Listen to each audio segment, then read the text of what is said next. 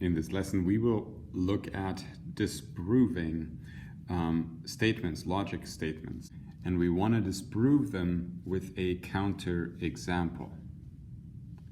So my first statement here is, if I am Canadian, then I enjoy hockey. Now the first question here says, verify this statement or disprove it with a counter example. So before we start, let's identify the hypothesis, which is I am Canadian, and the consequent,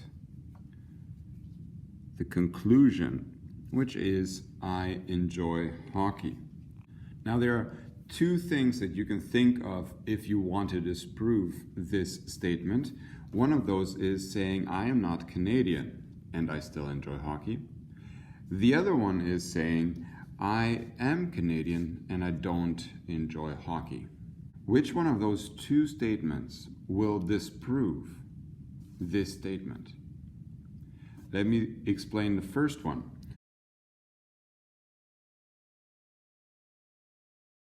Well, who does this statement refer to? Does this statement talk about the person who's not Canadian? This statement refers to the people who are Canadian, and it says, if you are, then this is what follows. So the conclusion is based on your hypothesis. This follows if this is true. So therefore, saying I'm not Canadian but I still enjoy hockey, that does not disprove this statement. Because this statement was not meant for not Canadians, it was meant for Canadians. So this does not disprove this statement. So what was the other option? The other option was to say, I am Canadian, but I do not enjoy hockey. If I have a Canadian who does not enjoy hockey, well, this statement is for that person, right? And it disproves. It says, no, this is not the right conclusion then, because I am a Canadian and I don't enjoy hockey. Now that would disprove this statement. That would be a counter example. So how did we disprove this? What did we do in this case? Well, we said that the hypothesis is true and the conclusion is false. So the hypothesis is true and the conclusion is false. That's when we disprove a statement, a logic statement. When we keep the hypothesis true and can show that with the true hypothesis, the conclusion will be not true. That's how we show or disprove a logic statement. So we can say that this is false, and the reason why it is false is because there are Canadians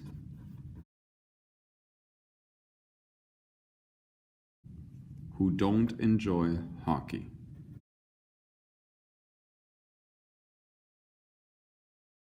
So one more time, we have taken our hypothesis and we've kept that true. And we've taken our conclusion and we identified that there are some that don't enjoy hockey. We made it false. And that's how we disprove a statement, a logic statement. Let's go with the second one, question B. In this case, we will have to write the converse first. So let's write the converse for question B.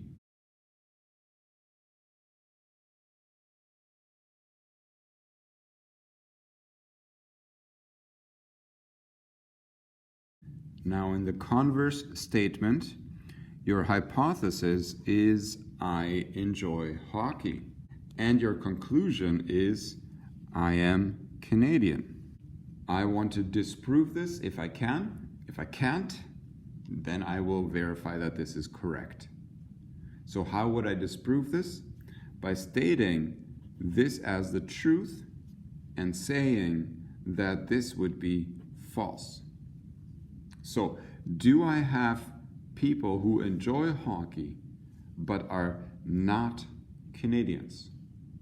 Yes, there are. And so we can say this statement is false because there are people who enjoy hockey who are not Canadians.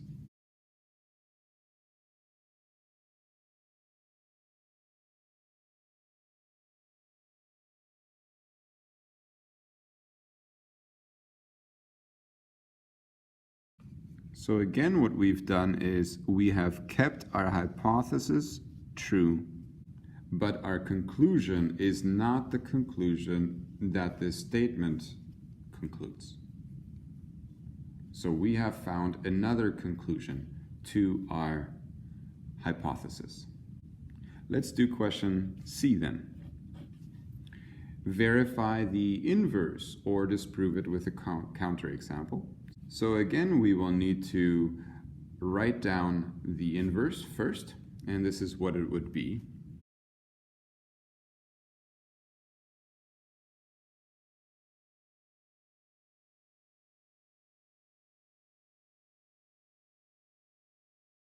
And in the inverse, the hypothesis is, again, I am not Canadian. And the conclusion is, I do not enjoy hockey. So how do I disprove this?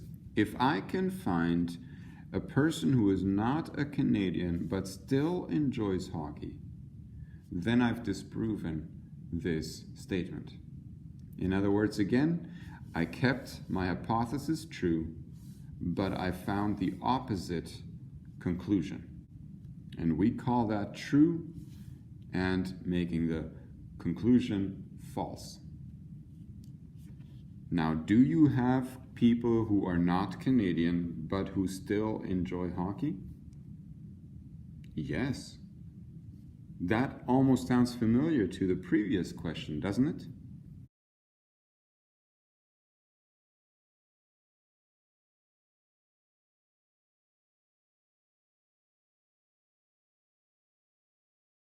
Now, why does this sound familiar to the previous question? Well, because the inverse statement took this conclusion here and made it negative. Remember, the inverse statement takes my original hypothesis and makes it negative, or gives me the opposite, and it does the same thing with the original hypothesis. Not Canadian, not enjoy hockey. Now, this is the part of the logic statement that we had to disprove in the converse statement. And that's why these two arguments are the same. And we will look at this a little more closely in the next lesson. Let's do the last one. Question D. Write the contrapositive first and then disprove it with a counterexample. And if that's not possible, then you have verified that it's true.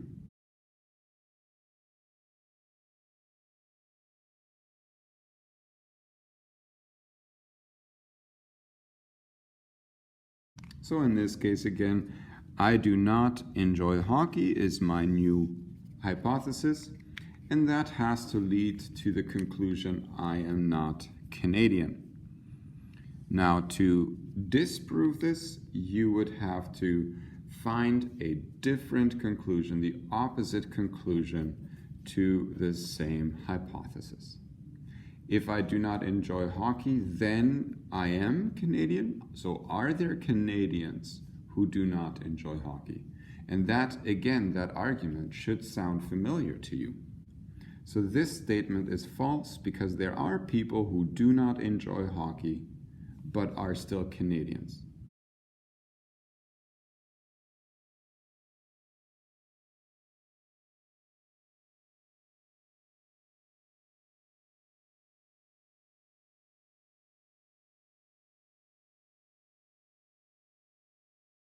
So again, what you've done is you've kept the hypothesis true, because then this statement applies to these people, and you have shown me the opposite conclusion.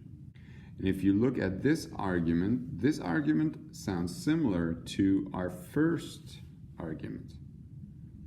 However, we come from a different premise, right? And the same thing happens here. We come from different premises. We start with a different hypothesis, but the argument sounds very similar. So we will look at this further in the next lesson. But this, for now, this is how we disprove a logic statement. You look at your hypothesis and you keep your hypothesis true and say, if I keep this true and I find an example where my conclusion doesn't line up with the right hypothesis, then I've disproven the statement. If I find the hypothesis to be true, but get the opposite conclusion, then I have disproven the logic statement.